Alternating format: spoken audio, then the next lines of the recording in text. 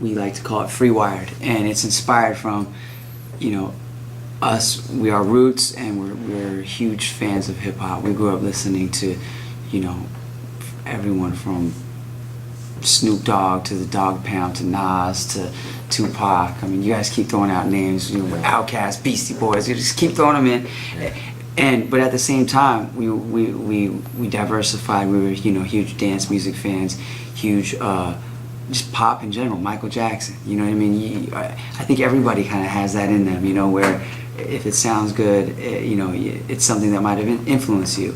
And so when we set to make music, being such fans of hip hop, what we used to do was almost try to mimic our favorite rappers. Like if the verse didn't sound like exactly like Mos Def, then oh man, we don't sound good. It's garbage.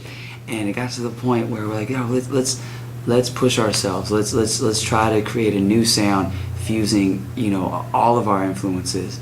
And what we would do is we took our old rhymes and linked up with DJ Virman. He would just play, you know, whatever he knew was cracking in the dance. From at the time it was like Fede Legrand, Benny Benassi, Daft Punk and all that, and we would just start rapping over those beats, and we noticed the reaction of the crowd would get way crazier. So we took that, and one night in the studio with the Stereotypes, and Bruno Mars happened to be there too, and we created our first song that really got us popping in this new direction called Girls on the Dance Floor.